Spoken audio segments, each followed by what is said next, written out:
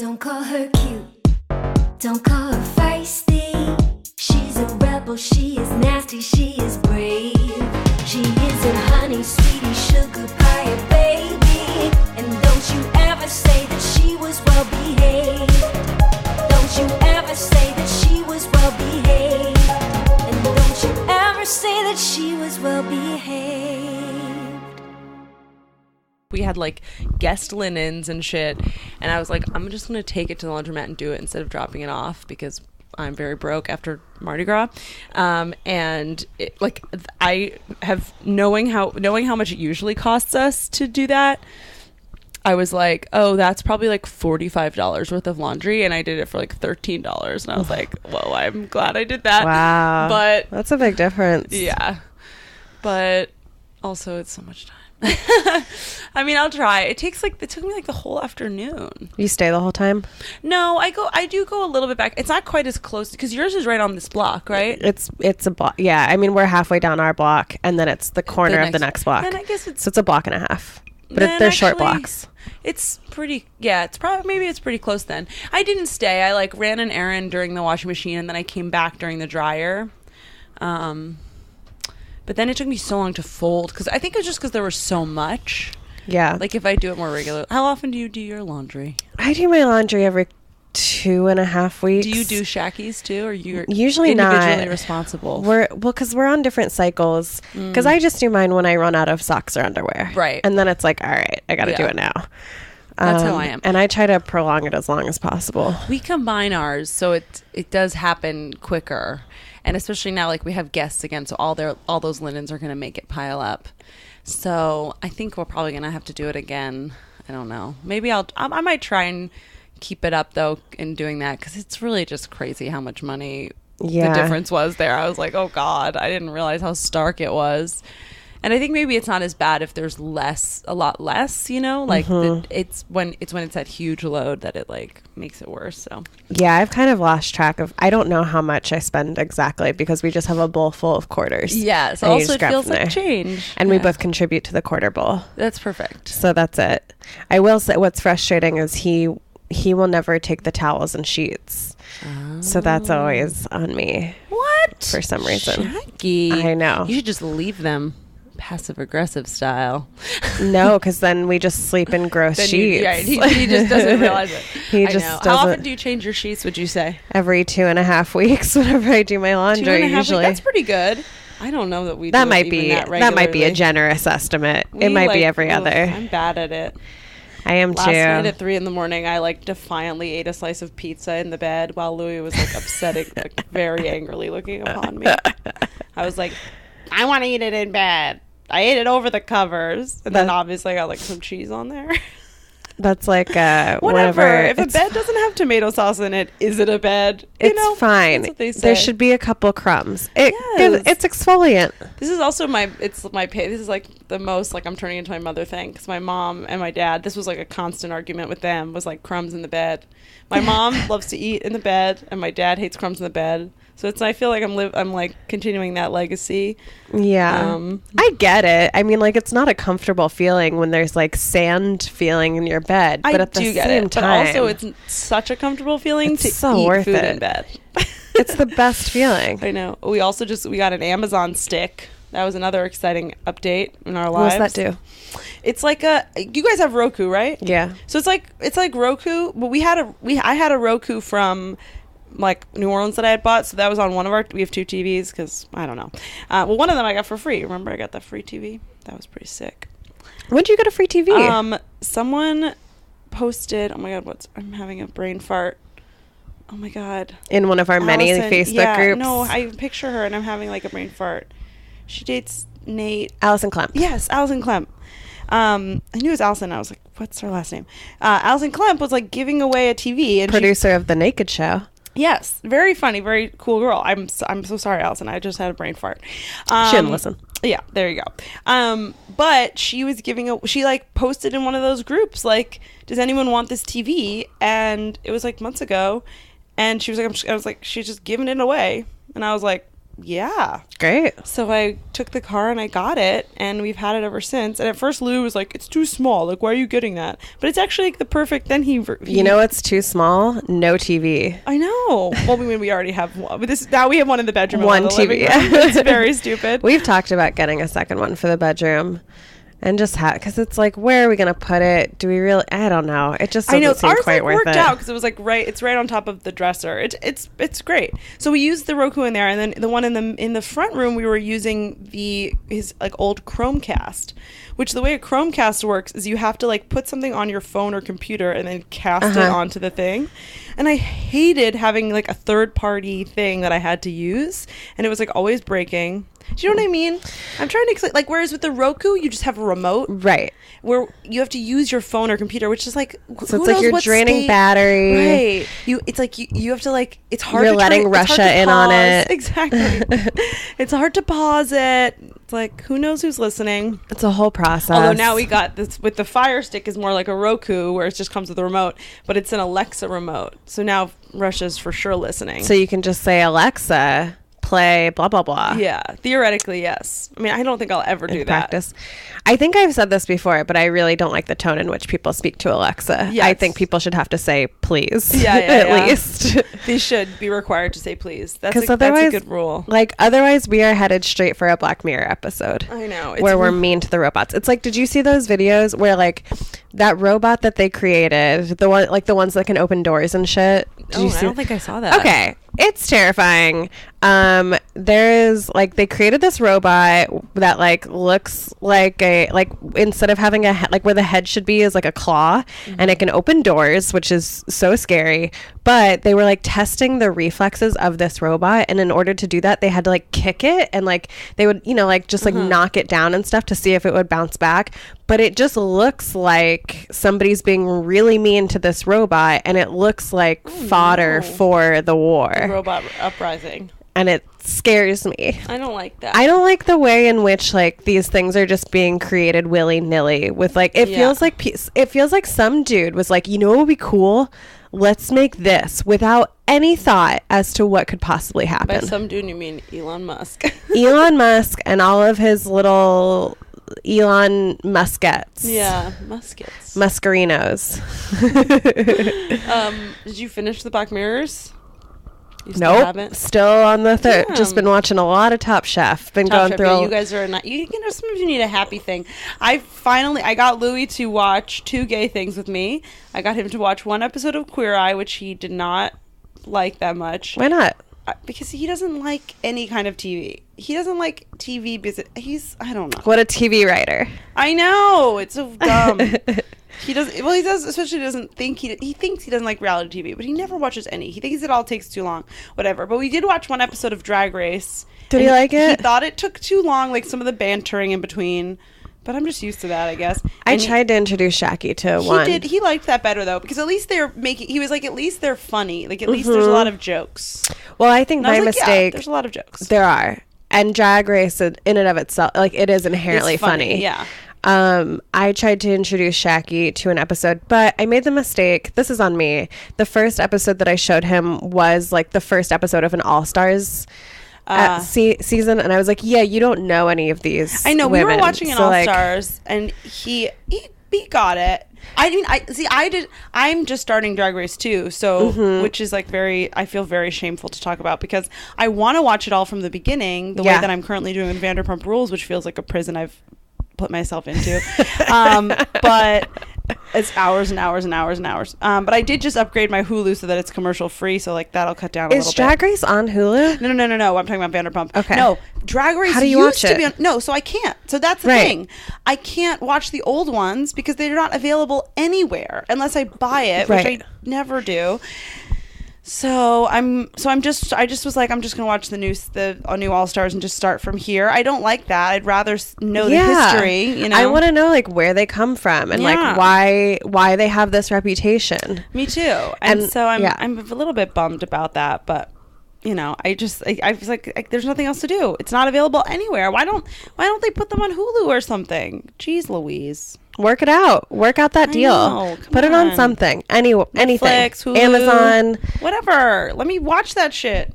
CISO, R.I.P. Very dead. Don't put it on CISO. We'll never see it. Maybe it is on All those CISO, and that's why we haven't specials watched that it. we'll never get to see. Oh, Whatever, they got paid. And they're good albums. for them. Yeah. Good for them for getting paid. Yeah. How are you doing? I'm How's good. your week been? It was, so Thursday and Friday it rained all day, which was miserable. Oh, no, God. Because when that's the case, At least it's you just had those brutal. 2 beautiful days, and then New York was Oh like, my go God. fuck yourself. That one day was Wednesday. so amazing. And it It was, was like hot. and sunny. And it was like when that first warm day comes, it Yeah. really makes me realize like how depressed I am. You know what I mean? And Yeah. like how it doesn't have to be this and how it's not always this. No. And it was so wonderful. And then the rest of the week, like anybody It was who like, New York was like, ha ha ha, just Yeah. kidding. yeah. And everyone who I ran into, who I would talk to, we were just like, remember that day? Wasn't that day amazing? Oh, no. But it's fine because then Do you have like rain pants? Like, do you like have like good rain gear? I don't have amazing rain gear. I have like that I might have be a good something rain you should invest jacket. in. My rain boots are too big. They're not comfortable enough to walk around in all day. All rain boots are Right. But, I mean, maybe these are too big, so that help. But there's no really comfortable rain. You know what? The shoes that I have are waterproof, but they would be bad if it was like a warm, rainy day. They're like Sperry, like those duck boots, and they're actually, you should maybe get the short ones of those. Okay. Because they're very comfortable. Well, because usually what I just do is wear my winter boots. Yeah. Which I can't Which is do the obviously same, when yeah. it's warm, but like Yeah. I'll do that because I have Reebok winter boots. Oh, so those they are have very a real comfortable. sole. Yeah.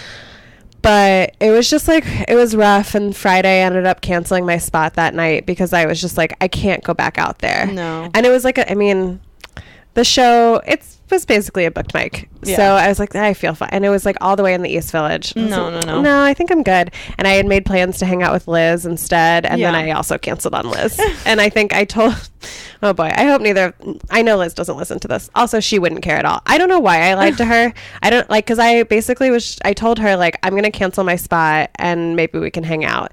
And then I just told her like, I ended up not canceling my spot, which is like such a dumb lie. And she wouldn't, You she just would felt bad. She would be so understanding. I think I just felt like You don't know hard how to on myself. explain it. It's like too much. And then the guy who I canceled on, I was like, I got a paid spot, which is like my favorite lie to tell people because it makes it seem like you should be paying me. Wow. But really, I was gonna just do that. too depressed and cold and wet, and I stayed home.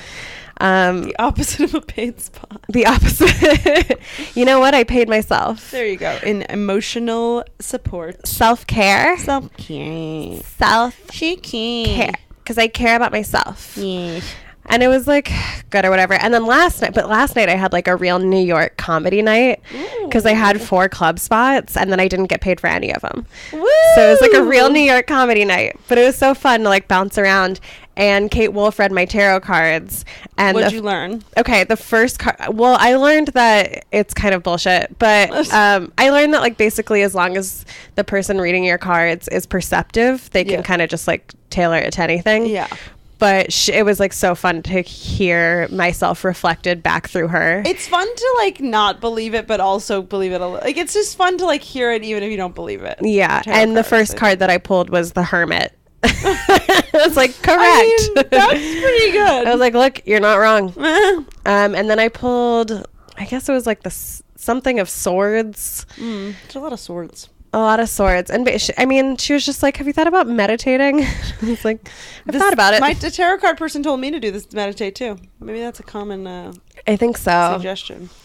But it was really fun, and it was like a nice way to pass the nice. time between check spots. Yay! And just going up 4 times in a night was like That's it felt like, amazing. oh yeah, this is why I'm here. That's amazing. Wow. One day I'll be there or not. One day I'll be there or I'll have moved to LA by then. Yeah, well, and then Shaggy came and picked me up, and he was like, we were talking about possibly moving to LA, and I was like, yeah, I'd be down. Remember that 75-degree day? Imagine that. Of all the days. Always. I guess we'll talk off mic about that. I want to ask you if that's a real possibility. It's not. I mean, it's a possibility, but it's not happening now. Okay. We can talk. I mean, we can't go into specifics, but like, it's a no for this cycle. What does that mean? It means, so for those of you who like don't know. So my boyfriend like sold a show to Fox. Yeah. And it was like sort of just like they decide what they want to make into a pilot For this, like, for the coming season, for Yeah. the next season when like all these shows come out. And basically it was like no for now. Okay. But like not no. Right. You know what I mean? It's more just like we're not doing it right now, but like might do it in the future. Oh, okay. Which is like at least there's an answer for right now, so we can actually make some plans. Right. Not like, are we moving tomorrow? Yeah, Like, the last couple months were very stressful, and it was a lot of like, ooh, maybe like we had to plan like 5 different lives. wow. Basically. Well, that's good to know for now. Yeah. It's good to know for now. It's a Cool. bump. It's not the answer Yeah, that that was you want. ideal, Yeah. but like that's also what happens in this industry is you just get Oh, baby. constantly told like, yeah, baby, we're making this, and then it's like, Louis actually, just got we're close not. to a job too. Oh, really? Yep. Got an interview, and we don't know for sure, but it seems like a no. Yeah, it's a lot of no's. So here we are. I have a you know. folder full of rejections. Really? Did you keep them in a folder? I keep them in a folder. I keep all of the packets that I've submitted in a folder, and I keep all of my rejections. That's smart. Which I don't really get that many rejections because most of the Most time people they just don't tell you. Yeah. Yeah. But like that's what this. It's just Bamford's going Bamford in on found her that. cheese-filled ball. Whoa, cheese balls. But yeah, it's just a lot of people telling you no, and until somebody says yes, and then everybody's like, "We were always interested in you." Yeah. That's really it. Yeah, it's good. It's good to know. I'm sorry to hear that, but I'm also happy Yeah. you'll be here. But also hope that you move eventually. I know. I think I have a feeling On that both like of those things. you, me, and Liz will all end up in LA around the Does same Liz wanna time. go to LA? Like, she can't Yeah. drive though. Yeah, but like I told her as long as we live in a similar neighborhood, I'll drive her. Like, That's fair. That's I fair. don't care. She was like, because I asked like, how did you get away with never getting a license when you She lived in told me Orlando? that. And she was like, I just knew that I always had to be likable enough to be good company in a That's car. true. Yeah, she said that. That's so funny. And she is. She is for sure. No, She I would knows help. how I would to- drive her around. She knows how to DJ Also, she the could car. still learn to drive. She could, and I would teach her. Yeah, it's not. And I'm a late driver, so I Yeah. have empathy for that. I learned to drive at 24. I remember sort of 24, not like 25. teaching you on our road trip, but like Oh, there that were was tips. like, oh God, yeah, you were very patient with that. I remember the first day of driving was from Louisiana to Texas, and Texas, like the speed limit is like 90 miles an hour. Because they're like, we know you don't want to be here. Yeah, and it's like so much of it, like you got to get through it. So it's like 90 miles an hour, and I just like there was something about going that fast that felt like the reality of how easily I could die or kill you, like, was so scary. Like, I was like, what if I sneeze and like turn the thing and then we're dead? Like, I just had all these like feelings about it. It was just like so scary to me. I mean, it really is crazy. It's very unnatural. It's very unnatural. It's very dangerous. I think about it a lot when More I drive. dangerous than guns, really. No, Because Sorry. cars don't kill people. no. Drivers do. kill people. No. Yeah.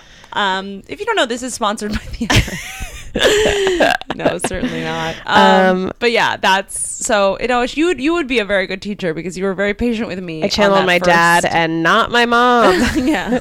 Driving when my mom taught me how to drive, it was just like constantly her going.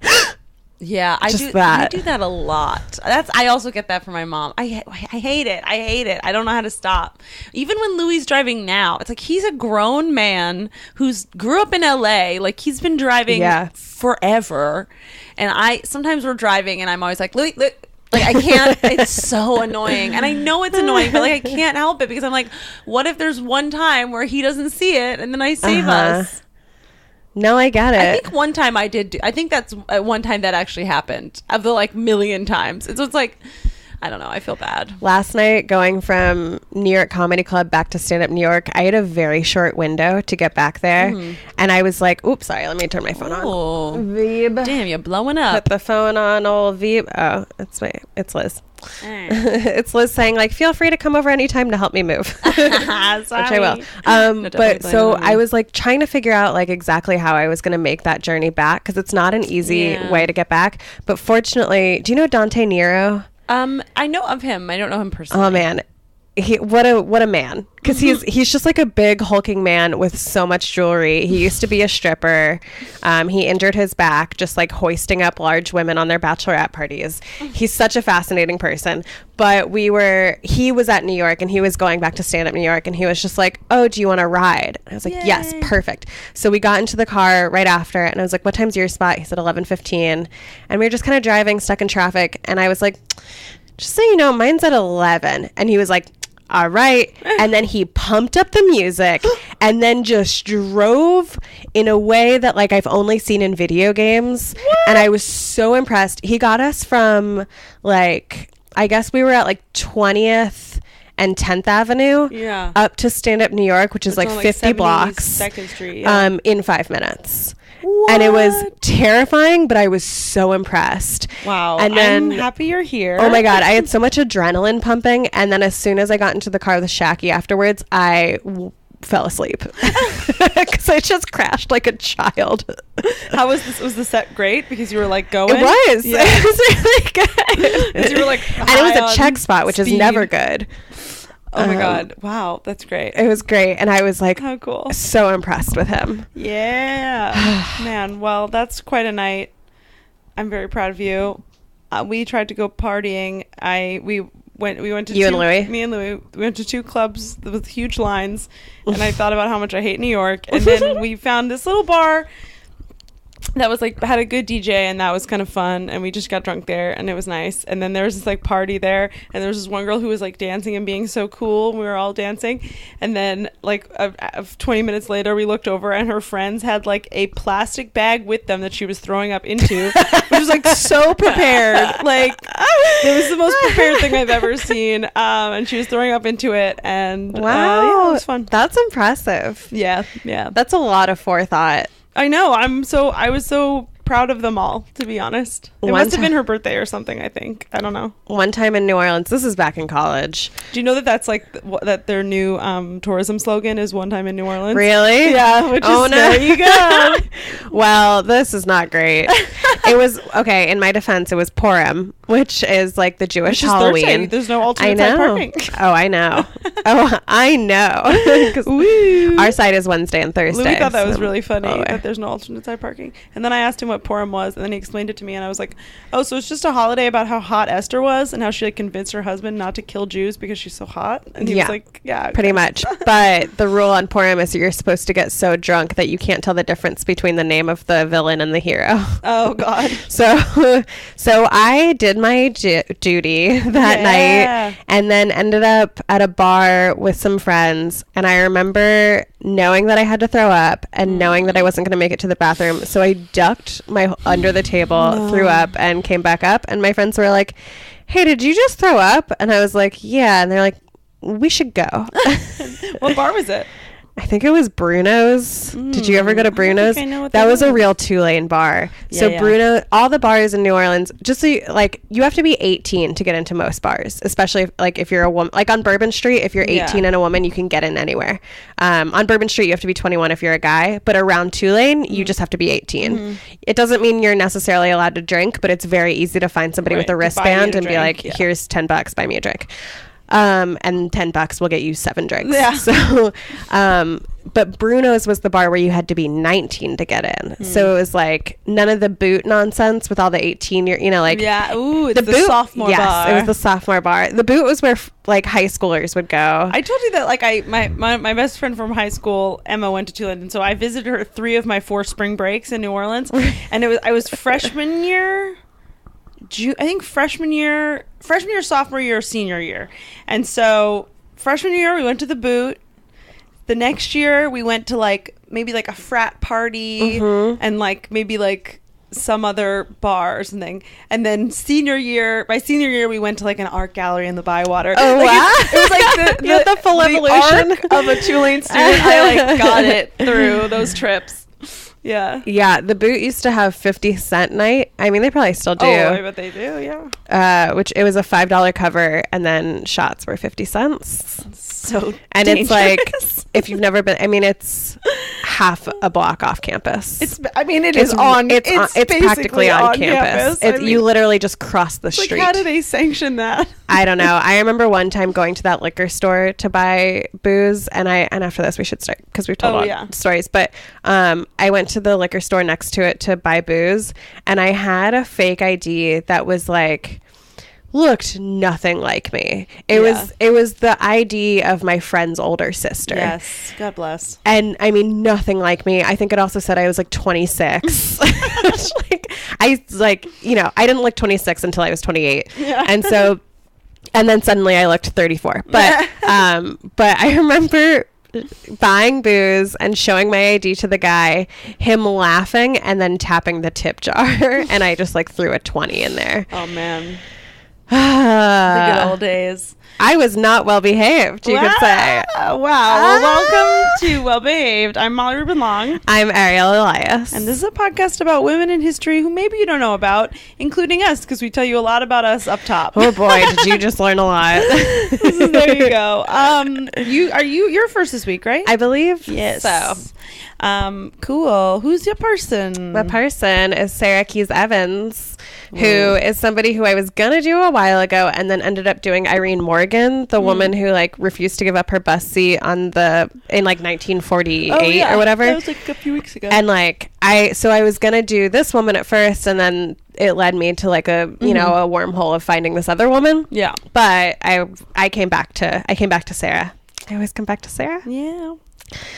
So, I feel like you can kind of guess what she did. Yeah. It's sort of like, researching her, it is just like, it's fascinating to me how many people were part of this like movement to like not give up their bus seats. Yeah. Like it was such a... And not in a planned way. It was just such a... It was something that was so starkly unfair that people were like, no. And I think the bus was such a core part of life. Back then, like if you didn't have a car, which I think most people didn't for a long time. So riding the bus was like the main way of getting around. And so like, yeah, it kind of makes sense that this is where that would take place. Right. So Sarah Keys grew up on a farm in North Carolina. She was born in 1929, and I think she was like a pretty quiet and shy girl. Like she was pretty mild-mannered. The Keys family was the only Black Catholic family in their segregated town. And Sarah said, quote, "My parents raised us well and raised us with discipline. I went to Catholic school. We knew what our parents expected of us. Out in public, we knew our place. I used to hate to go to the movies because you had to go to the balcony. Round the side up to the balcony. Whites and blacks were friendly in that town. Whites knew their place and blacks knew theirs." And then eventually Sarah was like, I think it's time to leave North Carolina and just sort of see what else is out there. So she goes to New Jersey to live with her sister, and then eventually enlisted in the Women's Army Corps. And just like a quick little history of like Black women in the military, because like and going down this wormhole also, I was like so tempted to click on these other women and like find out about them. And so I'm sure those will come too. But basically like Black women have a long history of participating in the military. Well, I'm surprised that's who I'm doing. Really? Yeah. Oh, I love when we like we have a connect. theme. I know. Well, this one was recommended by my mom, but yeah, let's keep going. That's great. So, okay, well then I don't want to step on your toes at all. But are you talking about Cathay Williams? No. I'm not mentioning any names. Just go for it. Just a general overview of what it was. It'll be a good transition. Look at that. Oh my God. Yeah. We just work so well together. Okay, so they're mostly nurses, which like so are white women. But during World War II, also a lot of times like they didn't end up getting paid or they would like, it would take, like 18 months for their pay to come in or whatever. Just like a lot of bullshit. During World War II, during Black War, Jesus. During World War II, Black women were only allowed to take care of Black soldiers or German POWs, which is kind of funny. Like that, like it's horrible that was the case, but also like how funny for that German soldier to just like, you know, like you're in battle and then you wake up and there's like a Black woman taking care of you. So suck it, Germany. I mean, you're very progressive now. So, sorry, I've just been watching the Olympics a lot and Germany is crushing it. It's really, do you ever walk by those like kiosks in New York that have the medal count? The medal leaders for the Olympics, they have it on the screens. No, like where you can charge your phone and stuff. I have not been paying attention to the Olympics at all. I haven't watched a single skating event. I haven't watched anything. Well, I feel like you would really enjoy the commentary of Johnny Weir and Tara Lipinski because it's very gay. I heard that's good. That sounds great to me. And they bedazzled their headsets. Oh my God. Wait. Okay, I do want to watch that. Yeah. But these kiosks have like the medal counts and it's like, you know, 1, 2, and 3 who has like the most, and then like not even numbered they have the US because we're not doing great. Oh really? Yeah. Why is that, do you think? I think because our empire is falling. Yeah, but you would think that maybe people would feel like invigorated. I mean, we do better in the summer, but also we don't usually do this poorly in the winter. Wow. Who's number one? I want to say one of the Scandinavian countries, maybe Germany, but I can't remember. That's fair. Okay. People I babysit for are German, so it's like I cheer for them. Yeah. I found myself cheering for the Spaniard figure skater. There you go. Because what about the Irish? They don't do anything. They never do very well on anything. There's like 7 of them. And they do really well. I mean, hey, look, if banning abortion was an Olympic sport, they'd be up there. They're up there. Look for them. Okay, so once the women's military was then established by Roosevelt, by FDR, and they were like, okay, but like we segregate housing and like think of how expensive and tedious it would be to house so many Black women separately. So like, did they eliminate segregation, do you think? No, they just implemented a quota, and it was like a 10% rule that only 10% of the women enlisted could be Black because like, you know, that's clearly the only solution. So it wasn't until 1948 that President Truman signed an executive order eliminating segregation and discrimination in the military. So in 1952, I don't know when Sarah Keyes enlisted, but in 1952 she had been enlisted, and with like the women's Army Corps, and she gets leave and decides to travel home by bus to North Carolina to see her family. So she goes from New Jersey to DC to North Carolina.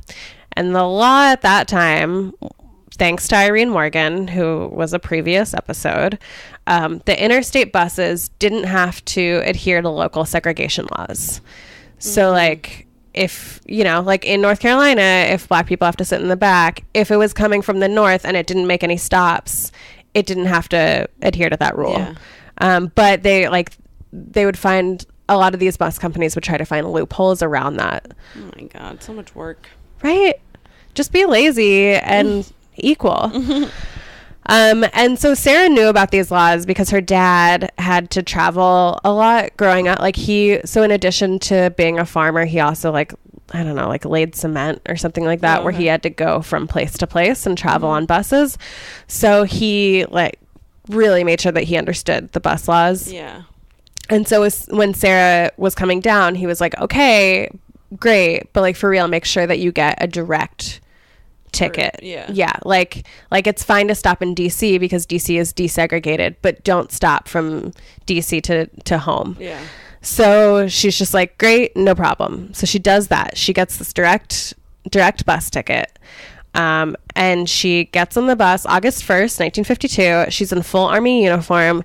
She gets on the bus. She chooses a seat right in the middle. And the reason why being in the back of the bus sucked is because it was way bumpier, and it also would smell bad because the fumes from the engine would blow back, I guess.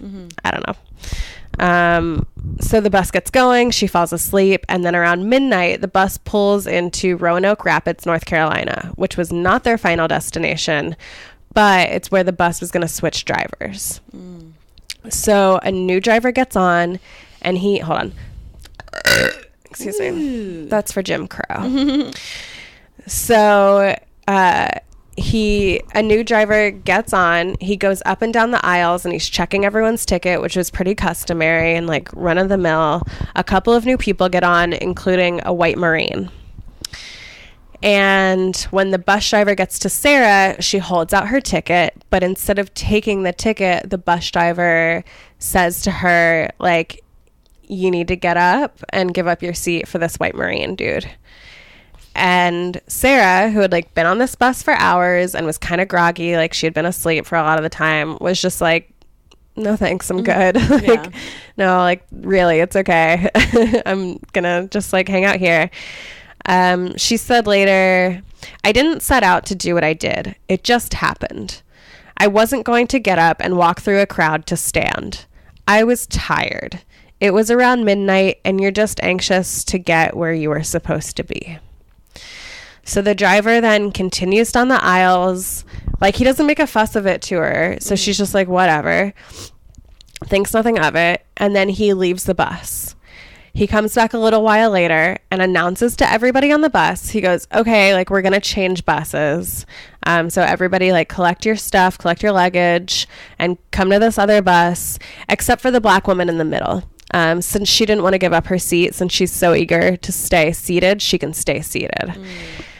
And then Sarah was like, that's probably not great. Yeah. Like, maybe not the safest thing to like be on this bus alone. No. So she's just like thinking about what to do. And then this white sailor comes up to her. I don't know. Everybody on this bus is in the fucking military. This white sailor comes up to her and says like, would you like help getting your luggage down? And she says, yes, please. And so he gets her suitcase for her. He pulls it down. And then he lets her go in front of him to get off the bus. And she said later that that was the nicest thing that anybody did for her that night. Wow. Because he basically like shepherded her, like allowed her to, he like allowed her to make that decision. It's like when Shaggy like freaks out, I mean, on a much smaller scale, but it's like when he freaks out about what to do for dinner and then he ends up not eating. Like, I have to be the one to be like, we're having this. Yeah. Because he just can't, I mean, not, you know what? That's a terrible comparison. It's not at all like that. But basically, like, he just is like, I know what just make the decision. It's like, I know what decision you're going to make, and I'm letting you know that it's okay to make that decision. Yeah. And also he stands behind her so that like I assume literally and figuratively. Yes. Wow. So she gets off the bus. She's like, fuck, I don't know what to do. She goes to the ticket window thinking that they can help her. And when she gets up to the ticket window, the woman behind the window just shuts the curtain in front of her. And then this janitor who is like, I assume he was black, but I don't know for sure. But he comes up to her and is just like, don't you know where you are? And she's just like, yeah, I know where I am, but I also know the fucking law. And like, I don't have to give up my seat. So she starts to leave the bus station, and as she's leaving, a couple of cops come in, and she overhears them say like, which one was it? And they like, somebody points to her, and so they come over to her and they arrest her, and they take her, like, each take her by an arm. They arrest her. She says like, what are you arresting me for? And they say disorderly conduct. And like, that is when she sort of knew like, this is bullshit. Yeah. Because disorderly conduct, which it makes sense, and I think it's still used today, but like, disorderly conduct is just sort of the blanket charge when they don't really have anything to hold you on. They're just like, oh, you were acting weird or whatever. So, but like, they don't roughhouse her. They, you know, she doesn't resist. They take her to a cell. And she asks for a phone call so that she can call her family and just like let them know what's up. And they're like, just give us your number, we'll call for you. So she gives them their number. She pays a $25 fine, which is in today's money $210, which she just happened to have on her. Like, she was carrying cash because like credit cards weren't a thing. And then after 13 hours, they bring her to another bus that takes her the rest of the way home. So... Sorry. That one's for phone calls. Who likes to make them, you know?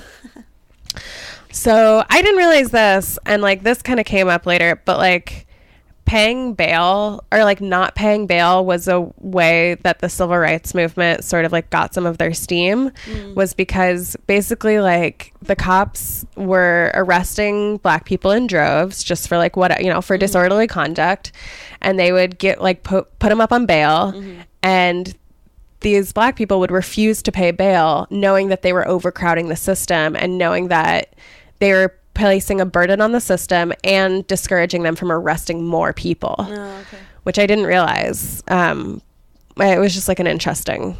That's like a very interesting tactic. So was she out on bail? Yeah, she just paid her fine. Oh, okay. And left. So she gets home, her family is immediately like, oh my God, I'm glad you're okay. Where were you? Like, why weren't you here earlier? Like, we were so worried. And that's when she realized the cops fucking faked the phone call to her family. So they never, which is just like so shitty. So Sarah tells them what happened, and basically Sarah was just like, it's fine, it's over, I just want to move on, like we're done. But her dad was like, Sarah, no, like you have to fight this, because what just happened to you was illegal. Like you had every right to stay in that seat, and like we have your back, so you got to do something. So they hire a local lawyer who ends up not showing up to the first hearing. Just like, what the fuck? But then word gets around, and friends and the NAACP hear about it. And so they get Sarah in contact with this DC lawyer named Debbie Roundtree. I love that name so much. Yeah, the names on people. And Debbie was also a black woman who had been in the military. So she was like, yeah, I'm absolutely taking this case. I lost my place. Debbie. Yeah, my computer just... Sometimes when I press the down button, it just goes back to the top. Okay, here we go.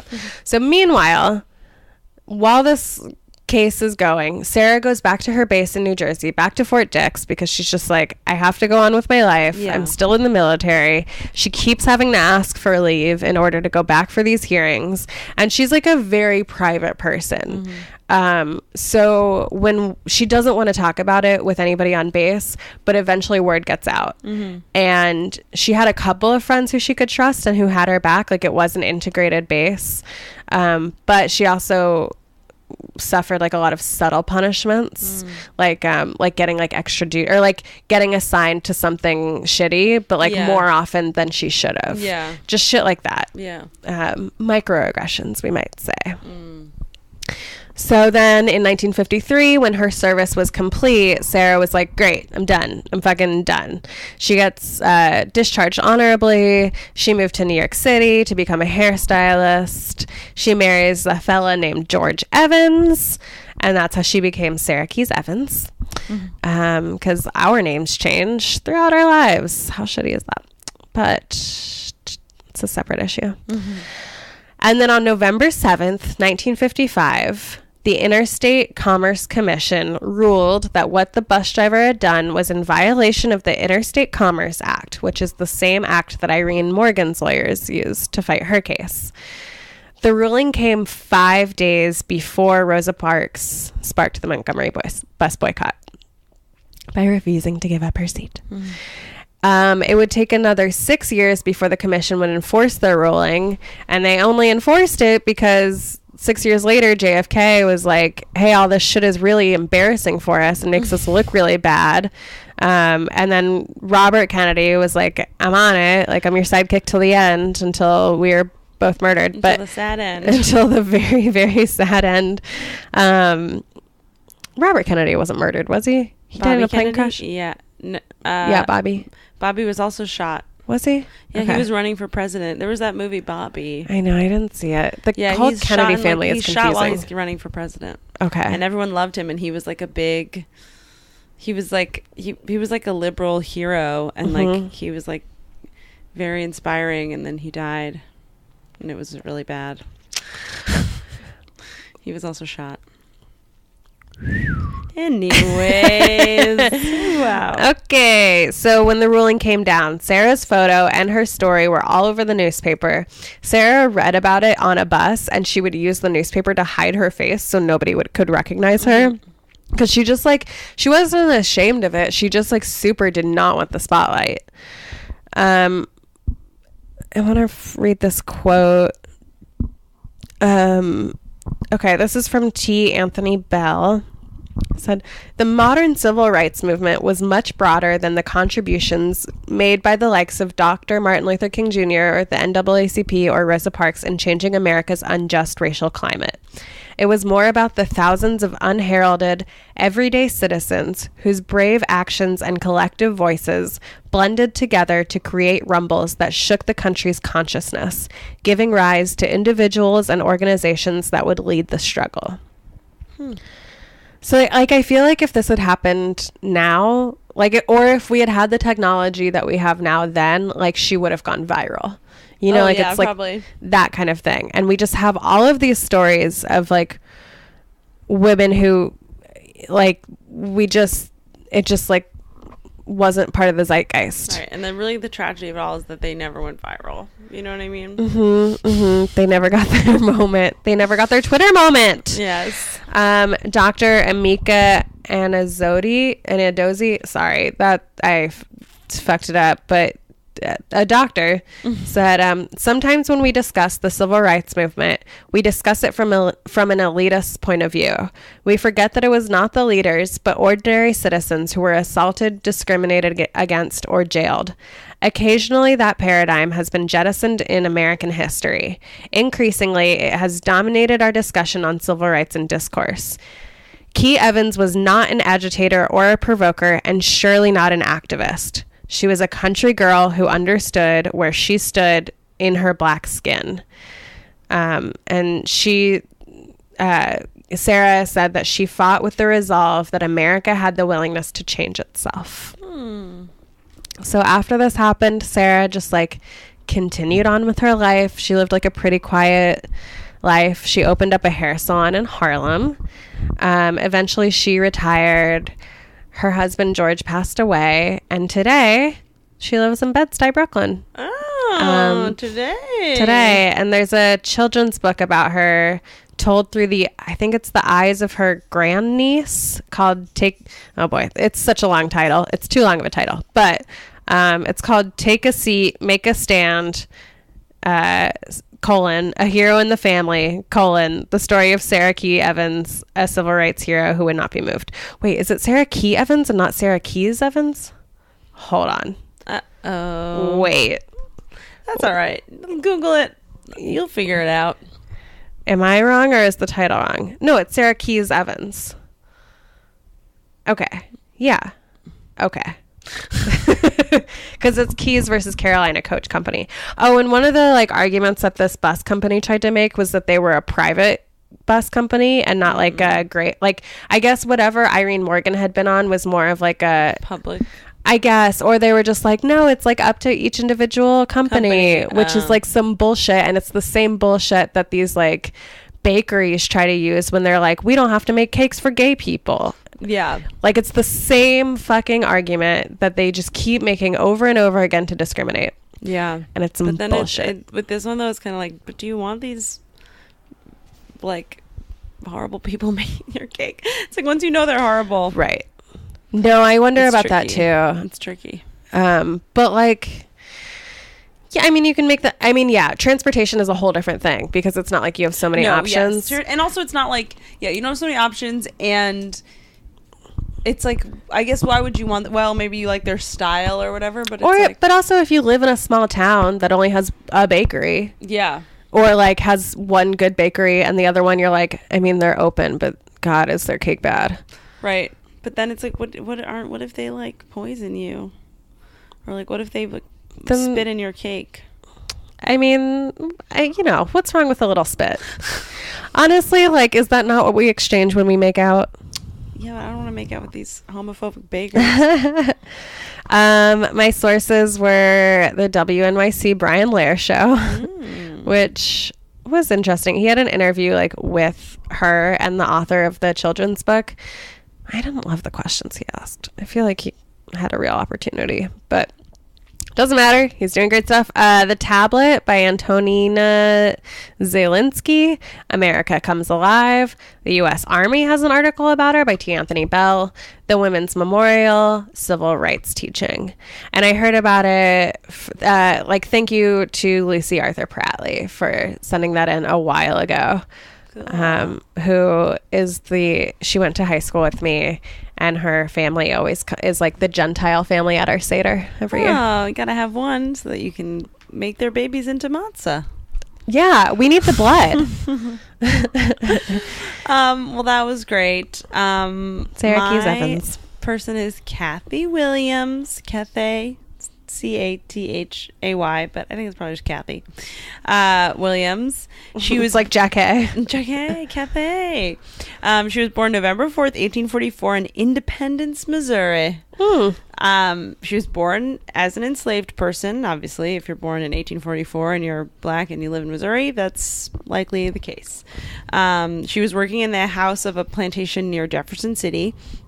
And then in 1861, the Civil War breaks out, and Union forces occupy Jefferson City pretty quickly. So at that point, enslaved persons were considered contraband by the Union Army, like if they took the house of someone. So like if they took over... Right. What happened was the master of the house that she was working for died, and the army took over the house, and like so all the enslaved people, they basically are like... Basically, they pressure them into helping the U.S. military. That's what they really want them to do. And so that's what she ends up doing. So at the age of 17, also there's a lot of points in this. The middle part of the story seems like pretty consistent, but the beginning of her life and the end of her life, I heard a bunch of different things. So, but this is like the first kind of discrepancy. One thing said that she was more like kind of forced to cook and do laundry for the army, but another thing said she was a paid servant. It could be both, I guess. Yeah. I think she was paid, but... They were kind of like, this is your only choice. Also, probably she was like, well, I don't know what to do. I guess I'll do where this. Are you gonna She's go? 17 years old, been an enslaved person her whole life. And then it's like, okay, I guess I'll do this. So she worked with them for many years as like a cook, a laundress, traveling with them through like all over the country, through many different states until the end of the war.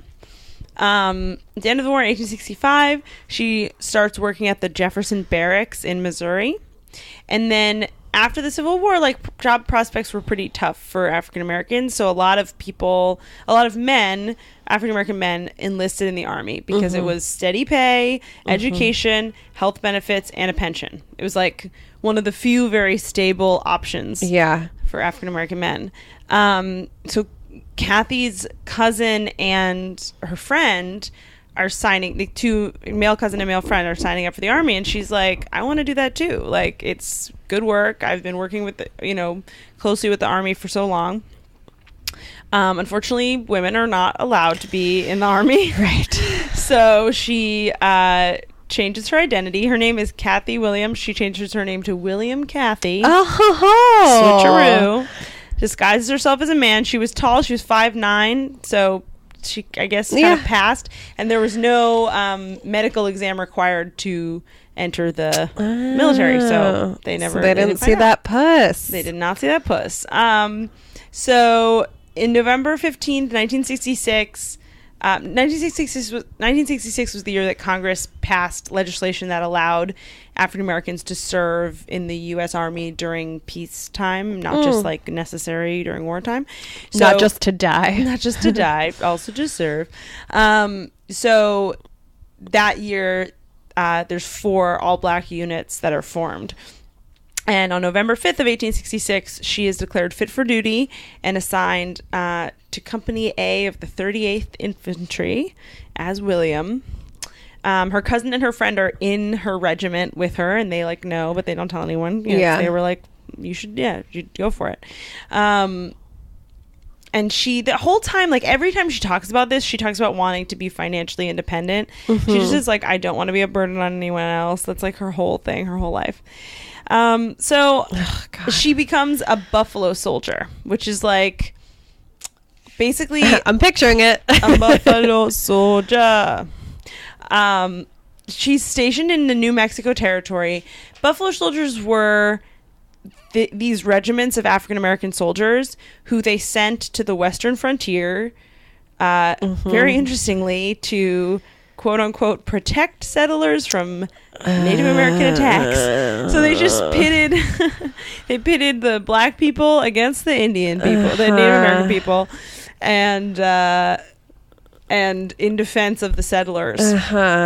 So they also captured horses and cattle thieves, built roads, protected the U.S. mail. They also protected like the transcontinental railroad that was being built at the time. So also just the most dangerous shit. Absolutely. Because that's also when they were like blowing up the railroad and shit, like trying to sabotage it. The most like it was definitely the most challenging terrain, and also they were given like the worst uniforms, the worst equipment. You're taking all these like southern people and putting them in like the mountains. West. Yeah. So it's basically they have like the worst conditions. They face a lot of discrimination, but they had the lowest desertion rate. And I mean, I'm going to guess that that's because African American men really had very few other options in terms of this much stability. Even if it was horrible hard work, it was steady pay. So there was the lowest desertion rate at the time in these groups. No one's 100% sure where the name Buffalo Soldiers came from. Some people were saying that the Comanche gave it to them because of their fierceness in battle, and some were saying that the Native Americans thought that the black men looked like buffalo because that's all the only reference point they had. Sure. But either way, it seems like it was a point of pride, like a name that they accepted with pride. And the 10th Cavalry, one of the cavalries, used a buffalo on their coat of arms. So it was like they embraced it. Anyway, so this is she sent out to New Mexico in this like thing. Unfortunately, she contracts smallpox very shortly after being in the military. So her military career is very short-lived. What does smallpox actually do? Is it like chickenpox but worse?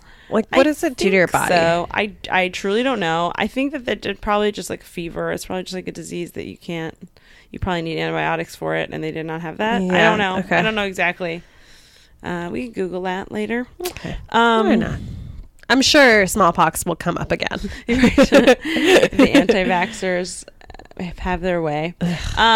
So anyway, so she gets smallpox. Oh, I just meant in this podcast. Oh, in this podcast. Oh, yes. I also mean in the world because of crazy people. Well, smallpox actually has been completely eradicated, but there's still a sample of it at the CDC. Cool. So there was some guy that was. Yeah, I just saw that. The guy who went missing. Yeah. So maybe he has smallpox. Maybe. That's really scary. Yeah. I don't know if you guys didn't see it. It's a guy who worked for the CDC, left one day because he wasn't feeling well, and hasn't been seen since. Right. Cool. Everything's fine. Anyway, tell me more about Kathy. Let's go back in history because the present is fucking bad. This is pretty bad too. Yeah. Yeah. Anyway, and then so this is another discrepancy. One thing she said, she contracted smallpox and was then like in the hospital several times over the next couple of years. And then another thing said that she pretended to be ill so she could leave. I don't really know. Okay. The not believing women who are sick thing is like too normal. But anyway, so I think she was probably sick, and it took 2 years of like she was in and out of the hospital for 2 years until someone realized she was a woman. Oh my god. It took a long time. So not until October. Doctors were just like, your penis has a very strange condition in which it's quite vagina-like. Yeah. But anyway, William, just take 2 Tylenol. Right. So not until October of 1868, 2 years later, does one post surgeon realize that she's a woman and tells her commanding officer.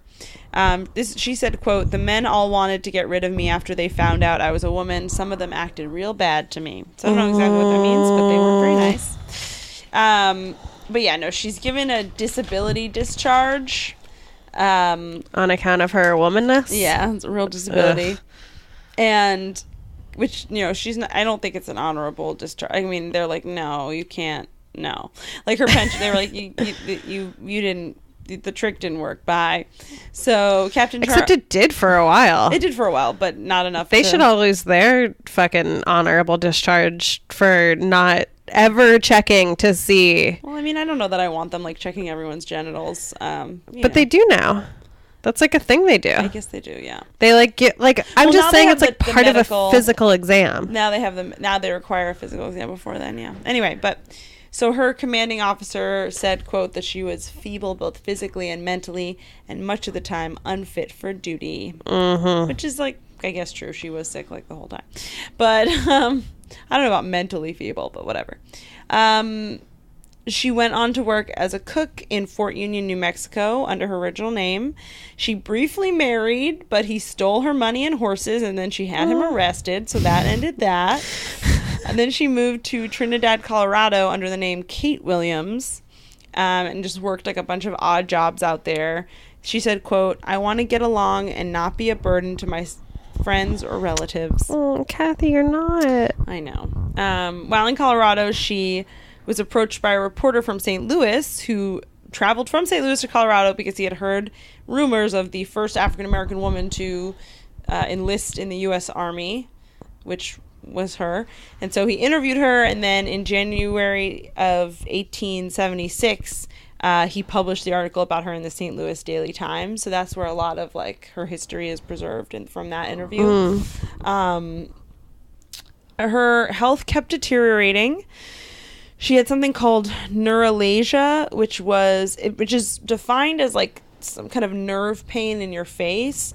But another article I said just was, said that it was basically like a catch-all term at the time for like various different illnesses. What?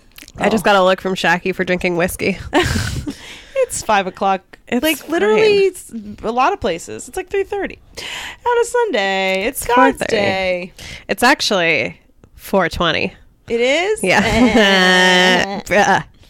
Well, you should be drinking whiskey. Anyway. What so- should I be doing, Molly? Acid. Celebrating Einstein's birthday. Yeah. Anyway, so It's April 20th. and isn't it also Hitler's? It's also Hitler's. It's Einstein, Hitler's, and I want to say one of the presidents. Anyway, so she has like this disease. She also has diabetes, which caused her to lose toes, and she had to walk with a crutch. She also had rheumatism and deafness. So her health is a mess. In 1891, at the age of 47, she applies for a disability pension from the military. Now, this isn't the first time. Like, there were other white women who had disguised themselves as men to be in the military and then ended up getting, like, pensions or disability because they were, like, well-connected. Like, one was this woman, Deborah something, who was, like, well-connected to Paul Revere. And so he, like, helped her get it. She was rejected, and it wasn't because she was a woman. It was she was rejected because they didn't think that she was disabled, which she But was didn't they walking with a discharge crutch. her for being disabled? Yeah, I don't know. So she gets she does not get her that, and then this is where the this is like that's like the last known thing about her for sure. And then there's two wildly different accounts that I read. One is that it's unclear when she died because she's not in the 1900 Trinidad, Colorado census, so that means she probably died sometime between 1892 and 1900. And then another account I read said that she died in 1924 at the age of 82, right across the border from Trinidad in Raton, New Mexico, and that she like had run in until she died. So either she died around 50 or at 82. Okay. The two things just definitively, like multiple sources said both, and I was like, I don't know. People estimate that hundreds of women enlisted during and right after the Civil War, but no one knows really how many because they would disguise themselves. Were disguised. And so Kathy is really one of the few well documented cases. And yeah, she was the first African American woman to enlist in the U.S. military, and the only female Buffalo soldier there ever was. Cool. So there you go. That's Cathay Williams. That was great. Yeah. I came across a little bit of that when I was looking at the history of the military. Of women in the military. Yeah. That's so There you good. go. I know those Wow. ours were tied together a little bit. Wow. Wow. I can't stop doing it. Oh no. If you haven't looked up on YouTube, Owen Wilson saying "Wow" compilation, montage. It's very funny. You need to do it immediately. You do. Do you have any spots this week? I have one Thursday at 2A. What time? In the East Village. I think it's at 8:30. I have This week. very little, but things come up last minute. So, well, on Friday I have 2 things at 8:30. So come to whichever one you want. One is at Precious in Brooklyn. And this is Friday, March 2nd. And the other is at Offside Tavern, also at 8:30. So whichever, and that's in Manhattan on 14th Street. It's where Bunga's Den used to be. Yeah. Where Liz and I ran an open mic for Really? too long. Yeah. We ran it didn't at know Bunga's that. Den, and then I think on Wednesdays, and then it moved to the Experiment back when it was back when it was by the water.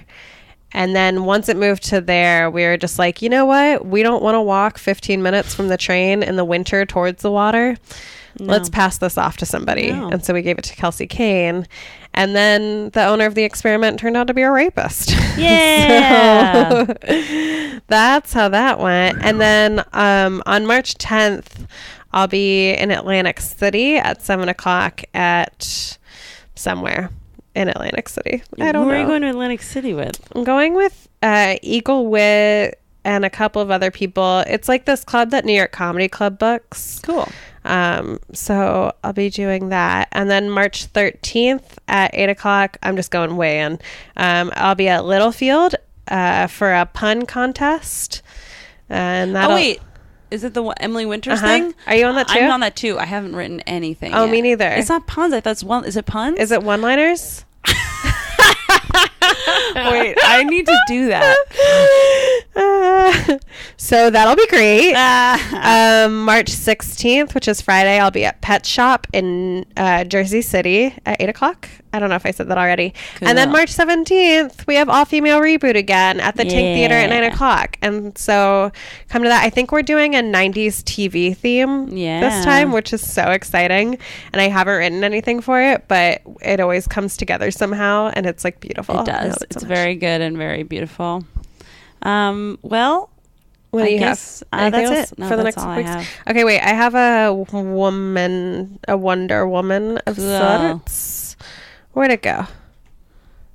Ugh, I think it just like redirected to like Wiki. Wait, God damn it. Oh, no. Oh, wait, hold on. Oh, I opened it in Twitter. That's why. Well, I have a little one. Louis just texted me saying that Paige Weldon's new album is very funny. Whose page is that? A She's comedian? a comic in LA, and Oh. she just released an album. It's on Spotify. So Do you know the name of her album? I don't, but just look up Paige Weldon. Okay, it's Amber Goodwin, who is the founder of Community Justice Reform Coalition. Cool.